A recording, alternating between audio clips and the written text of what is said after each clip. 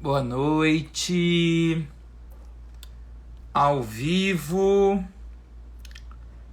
para um bate-papo, começar nossa semana.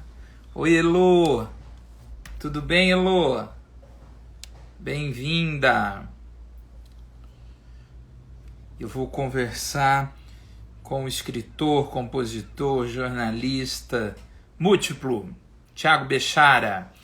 Tiago Pat, querido, não esqueci, viu, da sua postagem. Maurinácio, Fabiano e o meu convidado, Neres Cavalcante, sempre tão querido. Tô ótimo, Elô. Deixa eu chamar meu... E a gente vai proseando e vai enquanto vocês vão chegando. Tudo bem, querido? Boa noite, como é que você tá? Tô bem, você tá me ouvindo? Tô te ouvindo bem e você tá me escutando? Tô te escutando muito bem também. Maravilha. E aí, Seja muito obrigado pelo bem-vindo, um convite. prazer. Muito obrigado, tô muito honrado, gratíssimo. É um prazer enorme estar aqui com você. Que maravilha. Eu também estou muito feliz porque a gente vai poder falar muito de teatro, de música, passar pela história, e eu acho que vai ser um bate-papo muito gostoso. Olha só, na tua biografia profissional tem jornalista, escritor, dramaturgo, compositor musical, crítico literário. O que começou primeiro e o que é a tua grande paixão? O que começou primeiro foi a paixão pelo palco, pela música e pelo teatro como espectador. Mas aquilo o que sedimenta todas as expressões de arte no meu trabalho é a palavra. É o escritor que eu descobri que eu era sem a intenção de me tornar. Então, o que acontece na minha história é que, assim como, muito mal comparando como Cleide Diáconis tinha um sonho de ser médica e se tornou atriz, evidente que eu não sou tão bom escritor quanto ela era atriz, mas aconteceu um pouco esse deslocamento da percepção de que a vocação e o talento não necessariamente coincidem, o que eu não digo com tristeza nenhuma, porque a minha paixão é a escrita, é a palavra para ser lida, interpretada, para ser cantada, a tridimensionalidade da palavra desde sempre foi o que me encantou e continua me encantando. Então, meu trabalho como escritor é uma derivação desse fascínio inicial da criança, mas recebendo os influxos posteriores do adulto e de todas as minhas experiências. Enfim, eu acho que o que eu sou é escritor mesmo, não tem muito o que teorizar. Tudo que eu faço na música e no teatro tem a ver com a palavra escrita de alguma maneira, né? A letra da música, o texto do teatro, quer dizer, é a escritura. Deixa eu mandar um beijo aqui para o Eduardo Fernando. Um beijo, Eduardo. E para eu tenho a sorte de ter como esposa uma das maiores atrizes desse país, crítica de cinema também, que é a Tuna, Tuna Dueck. Está mandando aqui marido querida, amado, esposa amada. maravilhosa. Bem-vinda, Tuninha, minha querida amiga. O Jaime Bechara é seu pai? É meu pai. Ah, ele está aqui também. Que delícia. Eu adoro quando as famílias entram nas Bem-vindíssimo. lives. Estão de macacos de auditório. Beijos pro meu pai, beijos pra Tuninha. Saudades de você, Tuna. Quanto tempo que a gente não se encontra pessoalmente, né? Enfim. Olha só, é engraçado você falar da palavra, né? Porque você fez questão de, como investigador, de documentar momentos culturais artísticos aqui no Brasil com expressões artísticas variadas Uhum, ligadas à palavra, seja escrita, seja cantada, seja interpretada, seja o teatro, seja a música, ou seja a literatura. Se você é. tivesse que enumerar agora, não os primeiros, mas os três mais importantes momentos culturais e artísticos brasileiros da história, na sua opinião, é claro, ligados à palavra eu pediria para você escolher um momento do teatro, um momento da literatura e um momento da música. Quais viriam à tua cabeça? Inclusive, pode ser talvez até uma preferência pessoal, de público e de amante da arte, não necessariamente exclusivamente como investigador e pesquisador. Tá. Meu Deus do céu, que dificuldade de pergunta que você me fez, Pedro Olha, Leão. você achou que eu não ia Vamos estudar a lá. tua vida, né? Que eu não ia na Vamos bibliografia. lá tentar elaborar isso em tempo real.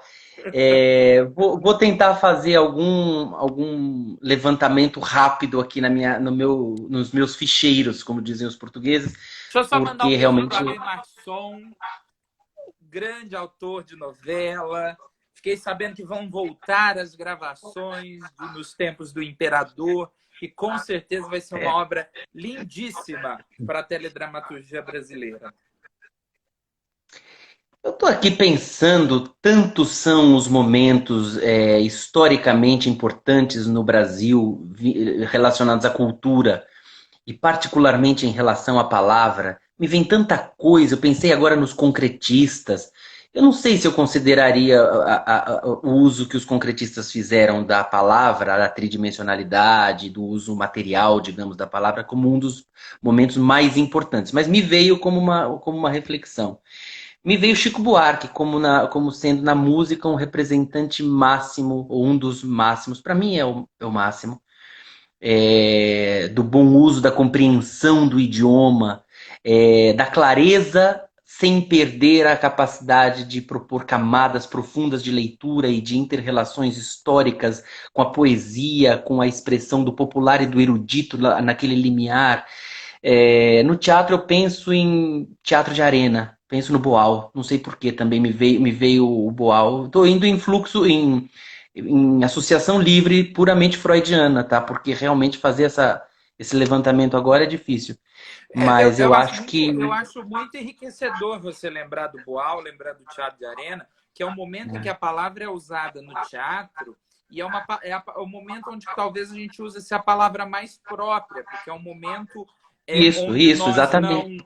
onde nós não somente, como eu posso dizer, retratamos a sociedade, mas a gente pode dizer que talvez é um momento onde a gente passa a discutir a sociedade no teatro, né? E tem-se a preocupação de um teatro brasileiro, com uma embocadura brasileira, com diretores de pensamento brasileiro. Nesse sentido, na esteira do Oficina e do Arena, eu penso muito também no Fauzi Arap, que vai depois desembocar na coisa da música com Bethânia, e que também tem um privilégio de elocução da palavra, da compreensão da palavra. Então, a Bethânia, para mim, é uma encruzilhada, no melhor sentido da palavra, onde todas as minhas identificações artísticas acabam por cruzar. Seja Fernando Pessoa, seja Clarice Lispector, seja Fauzi Arap, seja a música popular brasileira de modo lato, porque ouvir a obra de Bethânia é ter uma aula de história da música brasileira, né?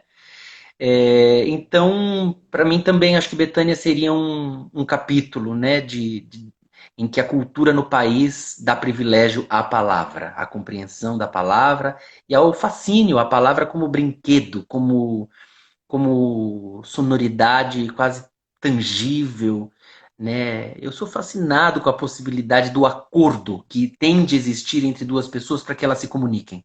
Uma das coisas que mais me fascinavam quando eu era criança era eu dizer algo e mesmo com todos os ruídos de comunicação possíveis que a gente sabe que há, e está aí Pirandello que não nos deixa mentir, o que sai não é o que chega necessariamente, mas que Não é só a tem questão um do acordo dizer, mínimo. mas a questão de como dizer, né? De como dizer e de ter um acordo tácito em que minimamente algo chega do outro lado. Para que nós possamos estar conversando aqui, nós fizemos um acordo sem que nós sequer tenhamos sabido disso. Essa consciência entrou em mim com muita força desde muito pequeno, desde muito criança. Então eu escrevia como um exercício de prazer, de compreensão de que aquela seria uma forma de eu pertencer. Porque por aquele código eu estava em acordo com os meus próximos, eu estava em acordo com quem me rodeava. E como eu fui uma criança muito aquariana, muito do mundo interior, muito fantasioso, muito pouco conectado com o mundo real, essa era uma forma muito concreta de eu me sentir pertencente, No de eu me sentir popular, você vinculado. criou o seu fantástico mundo de Bob, era o fantástico mundo do Tiago. E, de certa forma, você o É, colocava um pouco na escrita. mas sem essa consciência de estar fazendo disso um recurso. Tanto é que a minha paixão seguiu sendo, durante muito tempo, mesmo depois dos meus primeiros livros publicados, o teatro e a música, na expectativa de me tornar um ator ou um cantor. Tanto é que eu fui fazer aula de canto, fui fazer shows, tocando sanfona, tocando piano, tocando mal, mas tocando. E me aproximei de atores, de cantores, fiz aula com Tato Fischer, com Cida Moreira, que inclusive foi Denise Del Vecchio quem me encaminhou. Denise foi a primeira pessoa do meio teatral que eu cruzei e tive uma proximidade maior, né? E depois disso, Imara Reis, de quem eu fiz a biografia. Aliás, posso mostrar? Posso vender meu peixe? Eu queria Sim, mostrar. maravilhosa. Imprensa oficial, coleção. Aplauso. Perfil Aplauso. Desculpa. Coleção Aplauso, exatamente. Coleção Aplauso da imprensa Eu oficial. quis falar do livro para vender meu peixe, obviamente, que eu não sou besta, mas também porque Imara é um capítulo fundamental na minha vida no ensino da palavra noutras Tiago, dimensões. desculpa só te cortar, mas é porque tem muitos livros do perfil, da coleção Perfil, que eles não são mais, a gente não encontra mais. O teu Por livro, isso, o livro da Imara, a gente consegue comprar ainda? não. Infelizmente ou felizmente está esgotado o livro físico. Só eu tenho aqui. Eu tenho alguns pouquíssimos exemplares. Mas ele está disponível gratuitamente no site da coleção Aplauso, né? Então existe essa Digital, né? digital, um PDF com as fotografias, tudo. O livro exatamente como é impresso, só que em versão digital. E a Imara é uma figura importantíssima na minha vida, além da atriz e da diretora que é, porque é um ser humano muito livre de preconceitos, quaisquer que sejam, e me ensinou muito. Imara me ensinou muito, assim como a Cida Moreira também me ensinou muito a ler como leitor, não só nas suas áreas respectivas, mas como antenas que são da espécie, me conectaram muito com outros níveis de percepção de como é que a palavra poderia me ressignificar e me ajudar a continuar nessa percepção de como a arte faz com que eu me conecte com o mundo. Não é uma E fuga do mundo. Cida, ainda em especial, é uma mulher que te leva para esse relacionamento artístico com a arte no teatro e na música, né? Porque a Cida, além de uma grande atriz, é uma grande cantora, né? E pianista, e no cinema. Eu fiz a biografia da Cida também pela coleção Aplausos, saiu em 2012, e Cida é um capítulo importantíssimo da minha vida. Minha vida é AC e DC, só que o C é Cida Moreira. Antes de E ela, Cida e depois de Cida. e ela sabe disso. Então, eu sou muito grato a ela por tudo que ela me deu. A minha ida para Portugal eu devo a ela. Fiquei mais de 4 anos morando em Lisboa, fui fazer mestrado em estudos de teatro. Eu devo isso a Cida Moreira, né? Aos abanões, aos chacoalhões que a Moreira me dava. E sei que me dava porque me amava, como eu a amo. Então, é uma coisa muito poderosa essa conexão com pessoas que te ensinam o seu próprio ofício e a sua própria vocação, sem que haja nisso uma relação didática no mau sentido do termo, né? É tudo muito orgânico. Eu não sei se eu te respondi, você me fez uma Sim, pergunta. sim, sim, Eu fui sim, eu derivando. entendi. É que a gente se deixar, a gente fica aqui horas, né? Tem muita coisa para dizer, mas se nós formos pensar antes, se nós formos falar em teatro contemporâneo, né? A gente não pode dizer que aceitando ou não esse híbrido que muitas vezes é chamado de teatro online, teatro digital, é o teatro contemporâneo possível. Mas antes dele, a gente lidava muito com o chamado teatro performático, que era um teatro que costuma-se em muitos estudos dizer que é um teatro que nega a palavra, muitas vezes, né? Que é um teatro que fala com o corpo, que vem da arte plástica e tudo mais. Como você vê esse teatro e por que você acha que o teatro brasileiro, nos últimos tempos, a palavra no teatro, os textos, o dramaturgo, ele vem perdido esse espaço, de certa forma, ele vem sendo criticado, ele vem sendo colocado à prova. Muitas vezes obras saem de criações coletivas e vence primeiro a pesquisa do corpo do ator, da voz, de estímulos, para depois chegar numa dramaturgia escrita em si e dita.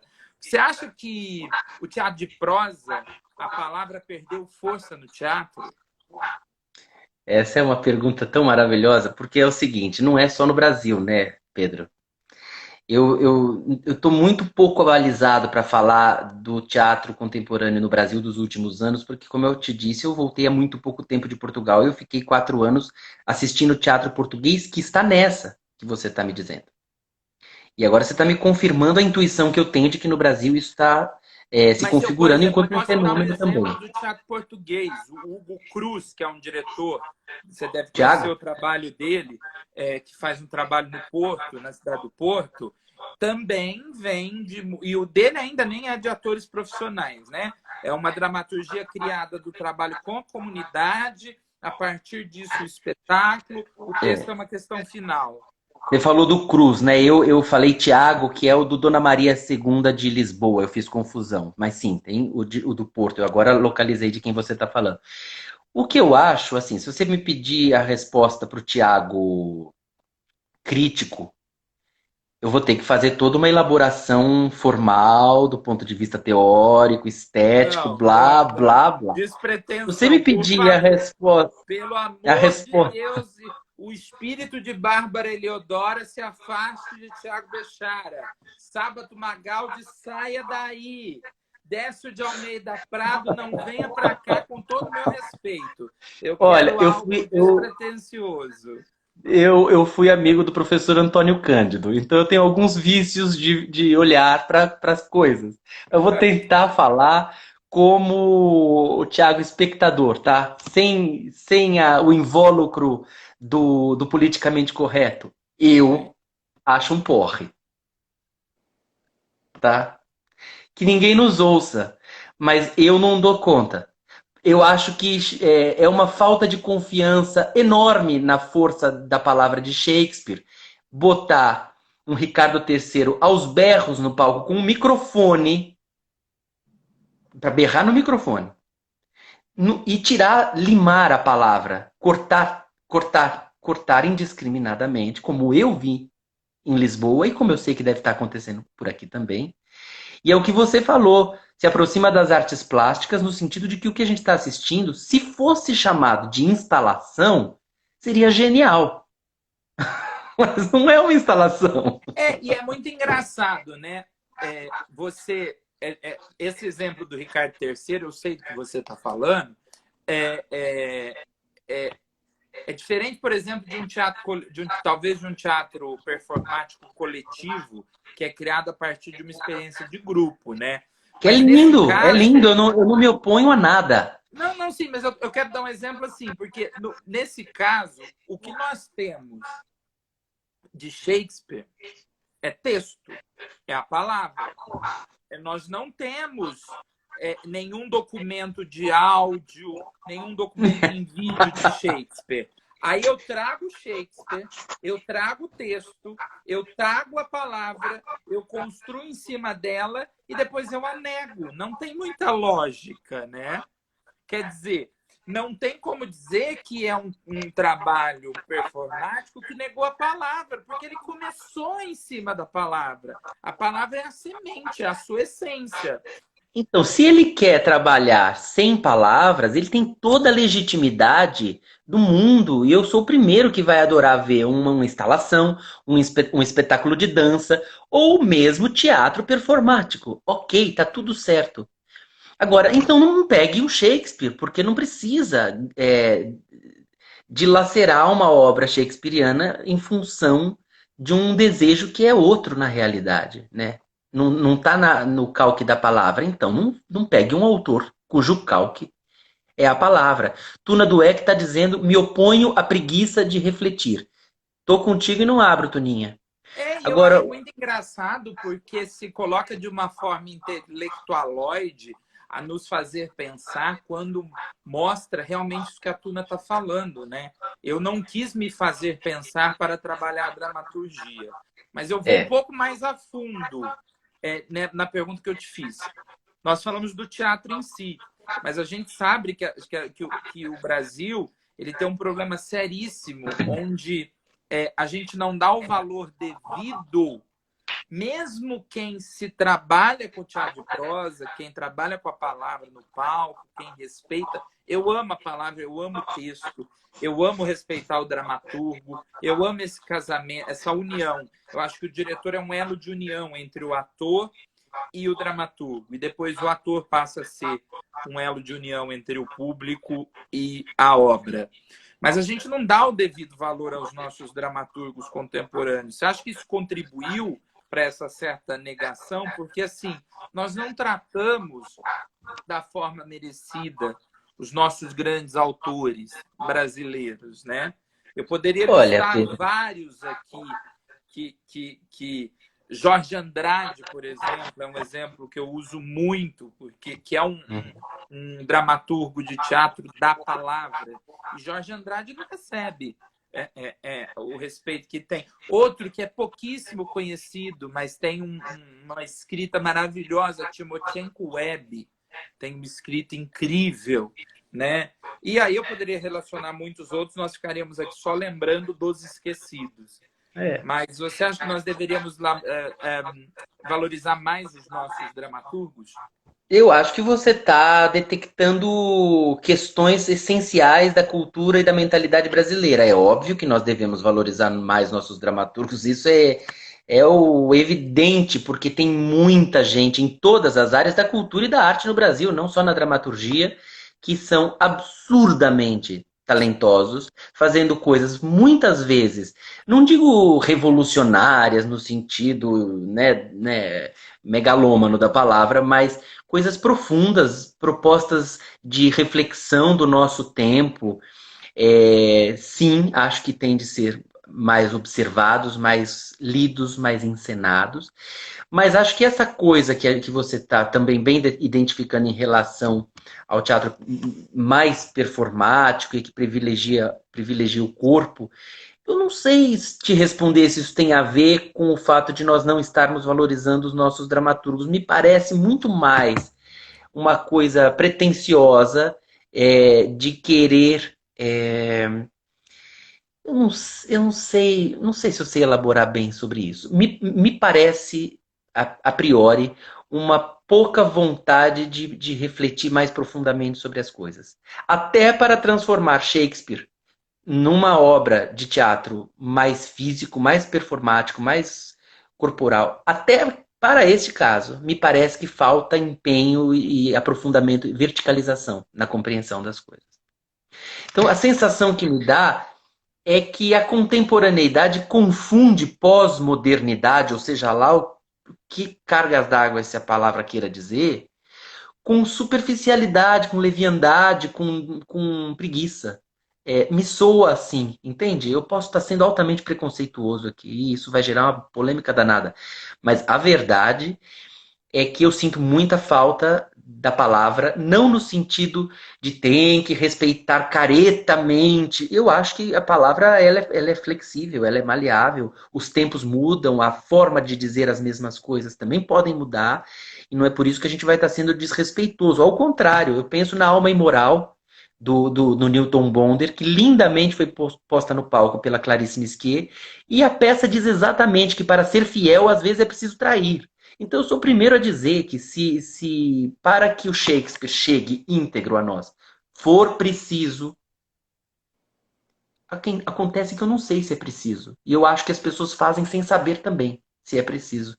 Subverter ou trair qualquer coisa, entende? Eu lembro de quando eu fazia a biografia da Cida Moreira, de ter pego muitos jornais antigos na mão. Me chamou a atenção particularmente um de 1977 ou 78, quando eles estavam ainda a Cida estava no Ornitorrinco com o Cacá Rossetti. E uma das críticas, Roberto Galizia no elenco, com Maria Alice Vergueiro, aquela maravilha toda. E eu me lembro que um dos críticos, que eu não vou me lembrar agora quem era, mas era um grande nome da crítica daquela época, dizia como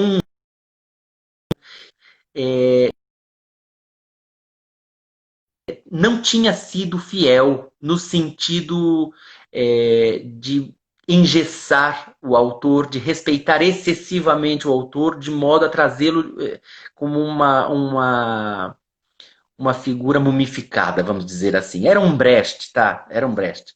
Tudo Sim. bem.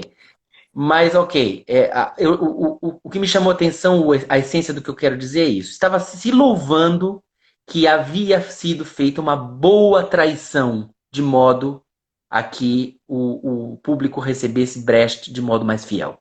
O que parece um contrassenso, mas não é em arte. Né? Então, acho que em arte tudo pode, desde que seja bem feito. E, às vezes, a intenção boa não garante que seja bem feito. Né? Assim como em literatura, você ser fiel à mimesis da realidade não garante a verossimilhança. São questões muito próximas que se comunicam entre teatro, literatura, música. Às vezes o que é extremamente fiel, o que mimetiza efetivamente a realidade, não resulta esteticamente. Existe aí uma ponte, um processo de tradução. Que é por isso que criaturas como Tolstói eram geniais, porque ele escrevia exatamente a sua própria vida de uma maneira que quando você lia, não era uma cópia. Ele estava falando do homem universal. E Se não, eu entende? tivesse, se eu tivesse que escolher, talvez as 5 maiores obras, na minha humilde opinião, tá, gente? Minha humilde opinião. Se eu tivesse que escolher as 5 maiores obras da teledramaturgia brasileira, com certeza, entre os 5 estariam Naum Alves de Souza. E com certeza, entre as 5 maiores obras, estariam a Aurora da Minha Vida, né? Porque eu acho que o Naum, Shakespeare, era popular, né? Shakespeare era visto como um teatro popular, né? Há Exatamente. uma fascinação em torno de Shakespeare hoje em dia e historicamente, mas Shakespeare era popular. E o que mais me agrada no Aurora da Minha Vida e no Naum Alves é que a obra do Naum e o Aurora da Minha Vida foi uma obra que foi montada nos grandes palcos, pelos grandes diretores, pelos grandes atores, mas é uma obra que chega a escolas públicas, nos rincões desse país. É o primeiro espetáculo de teatro de É, crianças é que isso nunca mesmo. tiveram o menor contato com o teatro. É É isso. maravilhoso. Na minha experiência no interior de São Paulo, quantas e quantas vezes eu vi em pequenas escolas de teatro, em grupos populares de igrejas, em escolas públicas, a Aurora da Minha Vida ser o primeiro espetáculo e o primeiro contato com o teatro por muitas pessoas. Tá aí a minha fascinação por esse texto e pelo Naum. E eu sei que você também, que na tua biografia tem também uma relação com a obra do Naum. E aí eu queria que esse estudioso que você é de tantos trabalhos falasse um pouquinho da tua relação com a obra, na minha humilde opinião, de um dos maiores dramaturgos do Brasil. Pedro, a minha relação com a obra do Naum, eu vou ser muito sincero, ela existe, mas ela é muito menos intensa do que a minha relação com o próprio Naum. Eu não seria a melhor pessoa para falar da obra do Naum, embora eu possa falar algumas coisas para você, porque a minha relação foi muito mais de discípulo e de amigo do que propriamente de espectador. Eu conheci o Naum alguns anos antes dele falecer, e nós ficamos muito próximos, muito amigos. Naum escreveu prefácio para peças teatrais minhas que estão publicadas em livro, e me Mas é mandava isso e-mail. mesmo que eu quero. Quando eu falo da obra, a gente, assim, inclusive, que você é uma das poucas pessoas que tem a oportunidade de falar sobre a obra do Naum em cima da opinião que ele compartilhava com o amigo, né? Ele era muito. Não tinha as rabugices dele, né? Ele falava que tinha perdido completamente o controle sobre a Aurora da minha vida. Que ele não, nem sabia mais por onde que a peça estava sendo montada, porque ele recebia informações de que a peça estava sendo montada no Brasil inteiro, que ele não recebia por isso. Eu tenho certeza que no fundo ele amava toda essa perda de controle. Mas eu me lembro muito da gente andando pela Paulista, tomando café, indo almoçar em restaurante japonês. Ele contava muita história para mim, muita história. Das primeiras montagens Então, e da compartilha relação uma dele. com a gente que te marcou.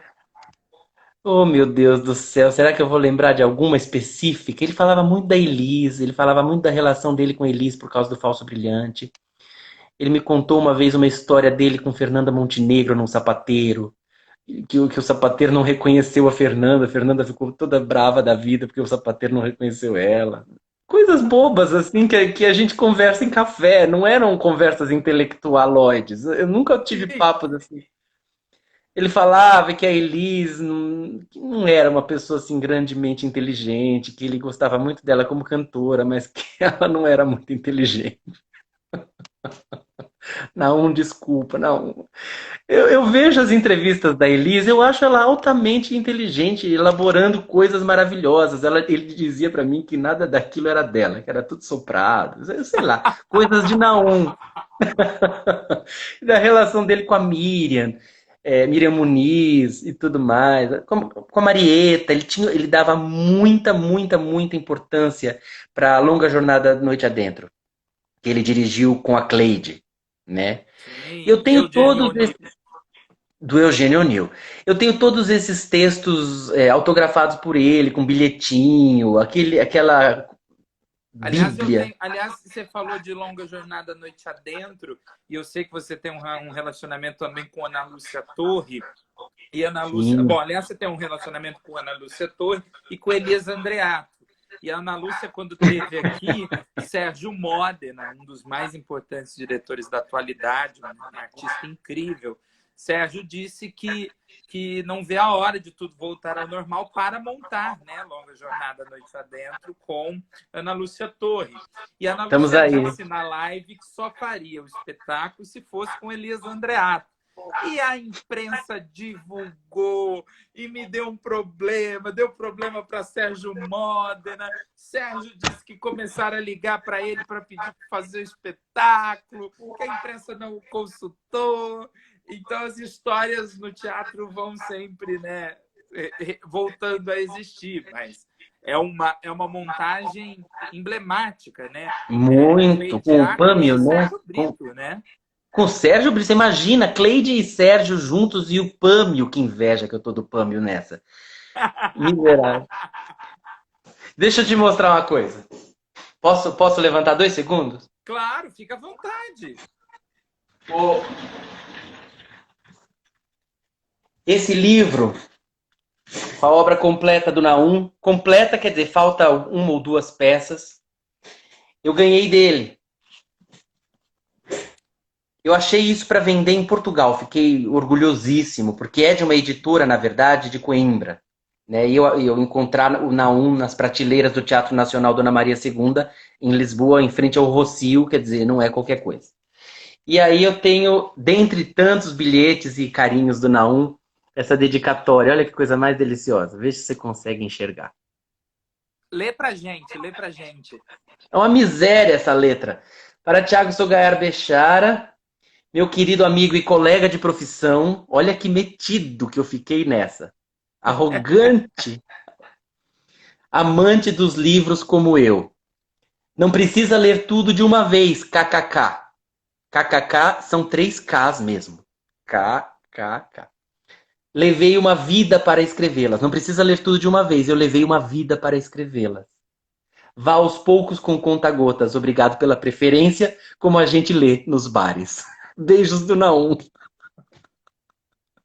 Isso aqui foi de 2015, a dedicatória, sendo que o livro saiu em 2005. Então, a minha vida é permeada de muitas alegrias, muitos privilégios, que é poder estar perto das pessoas que eu admirei a vida inteira. O Circo Místico do Chico Buarque, a minha infância inteira, a primeira memória auditiva que eu tenho é do Eu ia te Circo fazer Místico. essa pergunta. Qual que é a tua primeira lembrança da arte na vida? Eu acho que é na música e certamente é o Circo Místico, né? Tinha uma fitinha cassete que eu tenho, tá ali, tá aqui no meu escritório, que a minha mãe punha para eu ouvir, provavelmente com 5 ou 6 anos. E aquela capa que me marcou desde tão pequeno, descobri depois que era do Naum. E o Falso Brilhante da Elis, que me marcou muito na minha adolescência, Naum, e Pod Minoga, e Aurora da Minha Vida, e as outras peças dele, e as direções dele, e as amizades, as pessoas que ele dirigiu, Betânia, Chico, Suburbano Coração, inclusive que a Ana Lúcia fez Suburbano Coração com Fernanda Montenegro, né? Sim. Então é luxo, para mim é tudo brinquedo, é tudo alegria, é tudo prazer. Ana Lúcia, minha amiga de tantos anos, uma pessoa iluminada, um ser humano abençoado, uma mulher de uma simplicidade no melhor, na melhor acepção do Ó, nós termo. temos duas atrizes incríveis aqui, ó. Bela Birosco aqui, Isadora Ferriti, tá dizendo que Isadora! maravilha! Isa! Maravilhosa, Isadora. Bravo! Aplausos para vocês. Aplausos, aplausos, Aliás, honra. Isadora é uma atriz que tem uma relação com a palavra Profunda. e Isadora diz de um jeito único, né? Daquelas atrizes que eu lembro sempre da história da Nissete falando da Itália Fausta, né? Que ela ouvia a Itália Fausta nas coxias e que as coxias tremiam, né? E toda vez que eu Maravilha. escuto essa história da Itália Fausta, eu acho que o mais próximo dessa ideia é a voz de Isadora Ferriti, né? Que poder, que Poderosa. potência de voz, que Quem me atriz. Como que a apresentou? gente tira a palavra de uma atriz como Isadora Ferriti? Não que não falte corpo físico, mas como tiramos dessa grande atriz a palavra, né? É difícil, porque é um privilégio ouvir atrizes como ela. Foi Mara quem me apresentou para Isadora, né? E você falou do Elias, que é outro homem ligadíssimo à palavra no sentido profundo do termo, né? Quer dizer, a relação dele com a música desde sempre, por meio de Betânia, né? O trabalho dele ter se inspirado desde sempre no Rosa dos Ventos, a partir do Rosa dos Ventos que ele viu em 71 e que gerou nele a consciência de que o ofício dele poderia ser num palco, né? Ele como roteirizador, o Elias está dirigindo uma peça minha, que é o monólogo. É o texto com a Mariana Muniz, inclusive, que apresentou no Rede de Leituras. Yes, exatamente. Tem outros projetos embicados por aí, mas por enquanto eu só vou falar desse. E sim, é a Sônia, um ato por Tolstói, que é um monólogo para a viúva do Tolstói. Não fala, porque depois se sai na imprensa, aí vocês ficam bravos comigo, mas eu não tenho culpa que os críticos, que os jornalistas, eles entram ou eles assistem as lives depois. Eu não vou prometer nada. A gente entrou no PROAC e foi negado, então a gente vai continuar batalhando. Olha só, mas teve um projeto de aprovação de diretores, né? Foram aprovados aí 5 diretores de teatro por um projeto. Agora não me recordo se na prefeitura de São Paulo ou do governo do estado. Mas avaliação curricular. E Sir Elias Andreato pegou em primeiro lugar, pegou na frente de Gabriel Vilela, né? Eu lembro que eu não sei quem é o terceiro, mas eu sei que foi Elias, Gabriel, o terceiro eu não sei, Débora Dubois e Tiche Viana. É a aristocracia, é a beleza, é a sofisticação. é o olhar delicado, é a sensibilidade ao extremo. Elias é um grande homem de teatro, eu não estou falando nenhuma novidade aqui. A novidade é, para mim, partilhar dessa amizade e de poder tê-lo dirigindo uma peça minha. Isso aqui é de enlouquecer a cabeça de qualquer pessoa. Então eu fico numa alegria que você não pode calcular. E eu estava dizendo sobre o Elias a propósito da relação dele com a palavra, porque o que ele faz com o texto da gente, sem me desrespeitar enquanto autor, puxando pelo que há de melhor, valorizando, simplificando, cortando, acrescentando, com pequenas, às vezes muito pequenas incisões no texto. Ele faz a coisa ganhar uma dimensão e um brilho e uma nitidez de contorno. A coisa fica mais clara, fica mais objetiva, fica mais comunicativa, fica mais poética. É um olhar que eu não sei, ele é um mago. É um mago. O que ele fez com o meu Querido, texto é olha, de. ouvir você falá-lo dá vontade de pedir sempre para você traduzir a vida para gente. Toda vez que eu tiver dúvida de alguma coisa, eu vou mandar para você e você traduz a vida para mim. Quero Olha, eu falar posso. Um agora. elogio desse, eu já posso ir embora. Eu quero falar agora sobre Anjo Frito no Amor de Dois Deuses, Bora. que tem prefácio da Zélia Duncan. E eu queria que você falasse um pouquinho a sinopse desse trabalho, se tem como a galera comprar, se tem como a galera adquirir esse livro. E como crítico, se você precisasse definir o escritor Tiago Bechara, você escreve sobre o quê?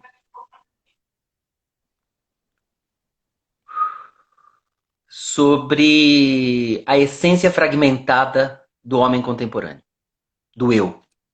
E da percepção de um eu que só na Idade Moderna se delineia dessa maneira, pulverizada. Porque se a gente for pensar num período histórico mais recuado, ou bem recuado, como por exemplo a Grécia Clássica, a literatura não vem com psicologização, né? É o dito dos deuses a partir do que é imposto ser feito em prol da polis.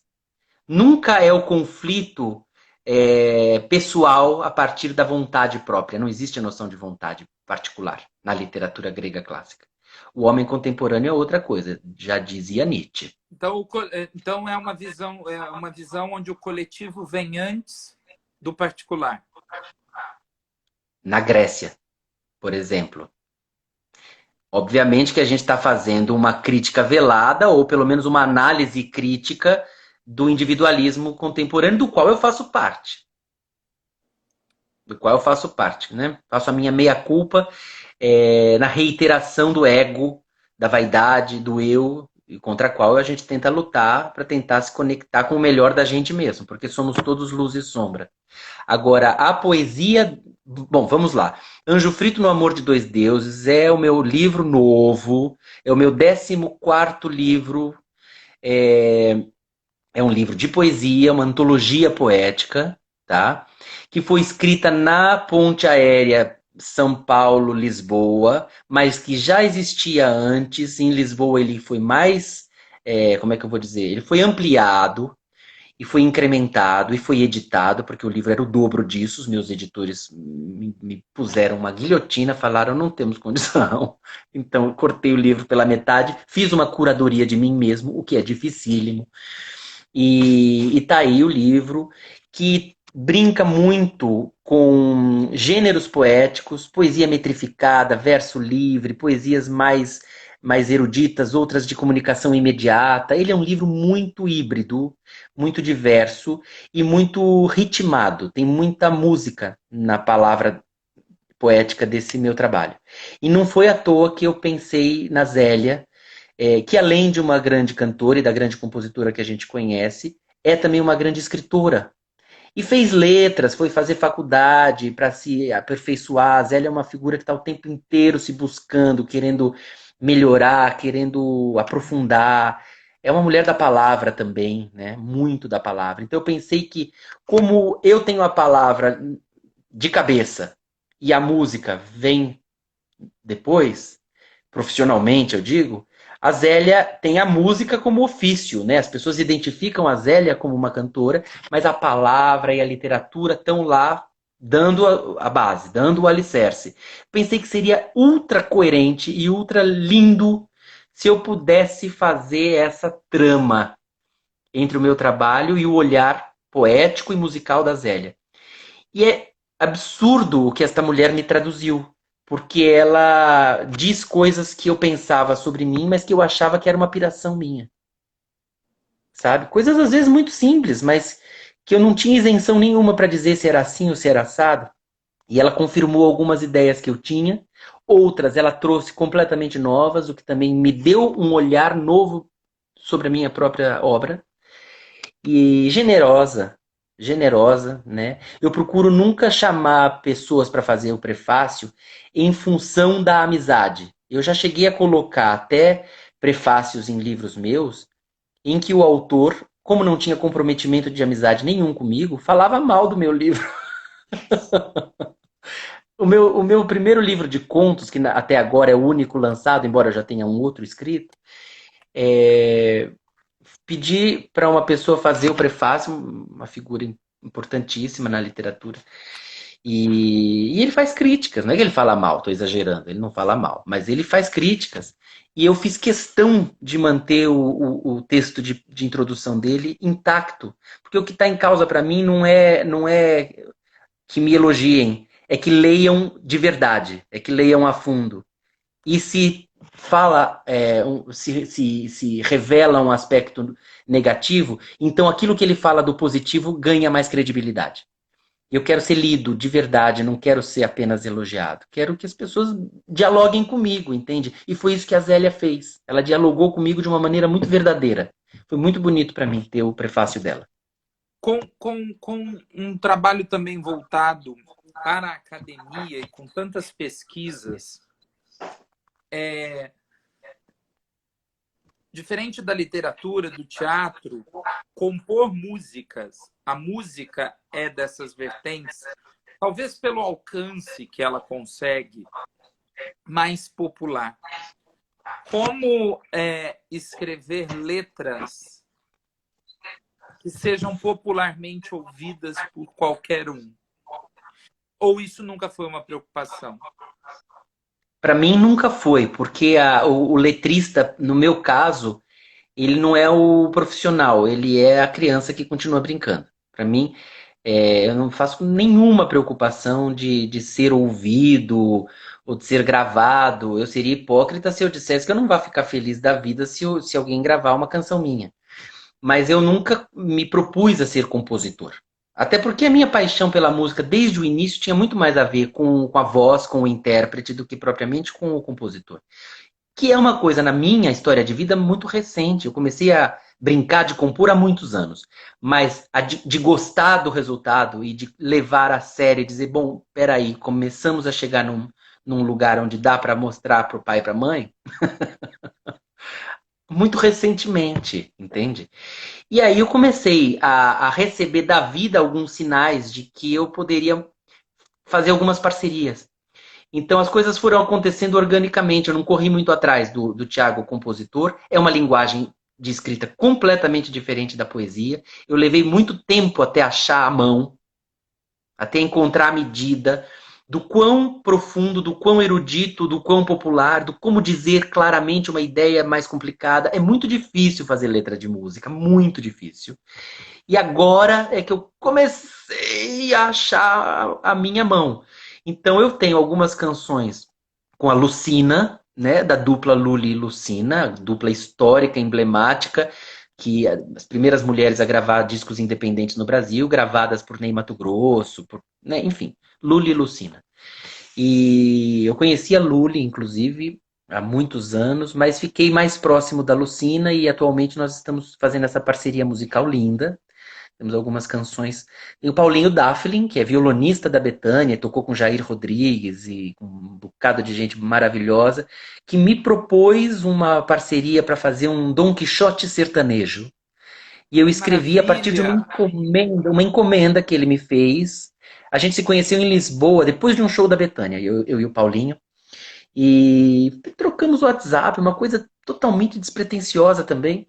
E você vê, um ano quase depois, ele viu um post meu falando de Don Quixote no meu Instagram e ele tinha a ideia de compor uma coisa sertaneja, pensando nas heranças ibéricas do Brasil, de como o Nordeste é ibérico e um Don Quixote sertanejo. E eu fiz a letra, ele musicou no dia seguinte, foi uma coisa psicografada.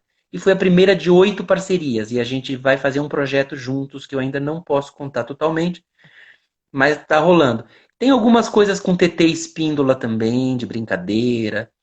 Coisas que vão assim acontecendo. E eu tô me divertindo muito, Pedro. Você não tem ideia. Eu me sinto uma criança quando eu volto uma música para uma letra minha. Eu escuto aquilo e falo, meu Deus, é meu e ao mesmo tempo não é. Você poder olhar para o que você fez ao mesmo tempo com um distanciamento, como se olha para alguma coisa que foi feita por outro, é a Olhar de mágica da fora, né? parceria. É a mágica da parceria. Eu Me diz fico uma que nem coisa. criança. Tem duas perguntas que eu faço para todos aqui, tá? Eu vou fazer que Uhum. nem a humildemente vou fazer que nem a tua editora, tá? Vou pedir para você para a gente, porque se deixarmos nós dois, a gente faz a live de 4 horas. Mas isso é só para Tereza Cristina, para puxar, né, as A entidades do Mônica, mundo. Mônica Salmazo também. A Mônica Salmazo podia gravar uma música minha, fala a verdade. Maravilhosa. Bom, aliás, eu acho que. Aliás, você precisa muito conhecer alguns artistas que eu tive através do Ricardo Haxan, a oportunidade de conhecer. Pedro Kainer entrou aqui, ele faz a live, sexta-feira ele faz a live da Safadeza, um artista incrível. Maravilha. Samuel Calaf também. Zé Guilherme, que eu fiz live sexta-feira, um artista incrível. Hugo Branquinho. Assim, ó, só gente encantadora. Eu vou te apresentar os perfis, porque quem sabe eles não podem gravar músicas suas, porque eu tô falando que é gente boa mesmo. É gente boa, talentosa. Paulo Rô também, enfim, muita gente. O Brasil Mas é voltando para o grande. O teatro, Brasil é grande. Mas diz, você ia fazer uma muita gente. pergunta. É isso, muita gente talentosa. O on é a pergunta, eu brinco que é a pergunta Cláudio Fontana. Live é teatro? Não, não é teatro. É recurso, é ferramenta, serve ao Nossa, teatro. olha essa definição. Live é recurso, foi incrível. É uma Incrível. ferramenta, ela serve ao teatro, mas ela não é teatro, imagina. Maravilhoso, maravilhoso. Olha lá, só porque eu falei agora ele vai reduzir os pensamentos aqui por causa do tempo. Mas pode falar, por favor. Sinta-se à vontade. Temos Não, tá tempo dito. ainda. Peremptoriamente, live não é teatro. Ponto. A hora que Agora eu for baixou o meu. registrar a live, eu vou colocar live não é teatro, live é recurso, por Tiago Bechara.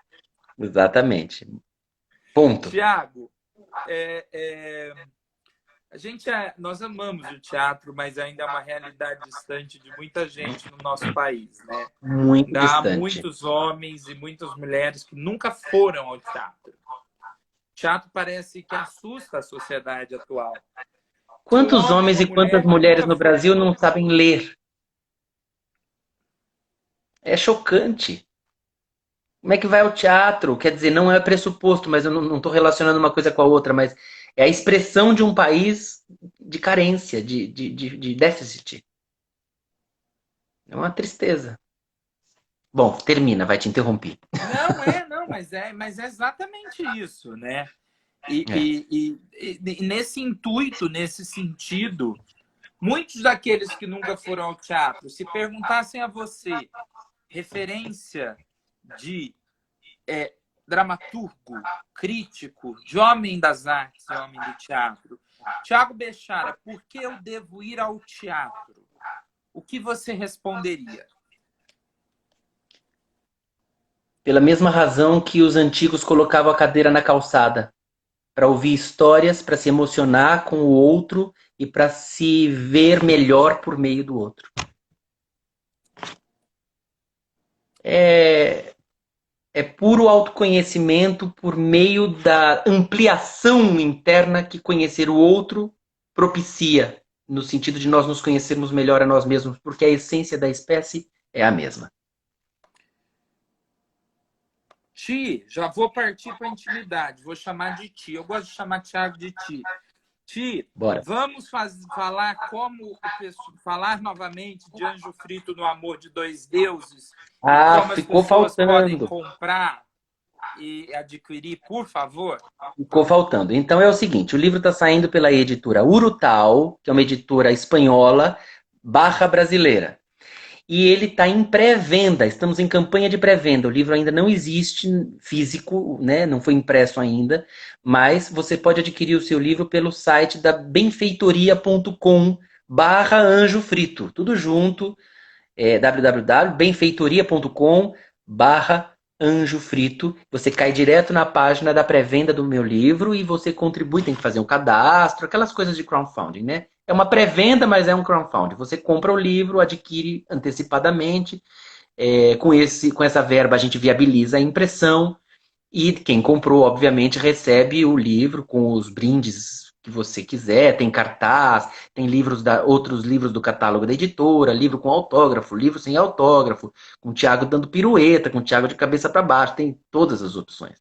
E daí você compra o livro, faz um poeta feliz, se emociona, espero que se emocione, e exercita o olhar para a poesia, que é uma linguagem muito difícil, ainda muito limitada, mas que quando a gente consegue chegar na essência de um bom poema, é uma epifania. Eu vivo essa dificuldade até hoje e vivo essa alegria da criança que conquista o mundo quando consegue entrar efetivamente numa poesia. Então, quem tiver interesse em conhecer esse meu novo trabalho, eu vou gostar muito, muito, muito. Querido, olha só, não sei se você é devoto dele, mas tem um santo que eu abençoo todos os artistas no final da live, porque ele traz a peça amada em 3 dias, ele traz o público amado em 3 dias, ele traz o cachê amado em 3 dias. Então eu vou compartilhar aqui com você e eu espero que São Elias te abençoe. Meu amigo! E que ele traga a você todos os cachês, os trabalhos e as vitórias necessárias na sua vida, que São Elias provenha na vida de Tiago Bechara.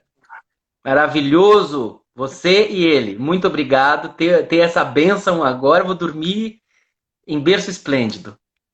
Querido, olha, deixa eu mandar um beijo para a Tuna do EC, minha amada Tuninha. esposa. E na Beijo, pessoa Tuninha. dela, agradecer todos vocês. Ti, querido, foi um prazer namorar tua biografia, conhecer tua história. Tinha muito mais coisa para falar, mas é bom a gente deixar gostinho de quero mais. Como você disse, aí. tem muitos projetos que você não pode falar ainda. Quando Por você enquanto. puder, você volta aqui para a gente falar em primeira mão, tá bem? Combinadíssimo. Vou amar. Obrigado. Prazer Muito em obrigado. conhecê-lo. Beijo enorme. Igualmente. Tchau. Obrigado. Tchau, gente. Obrigado. Merda. Valeu. Tchau, tchau. Bênção de São Elias para todos. Epa, rei.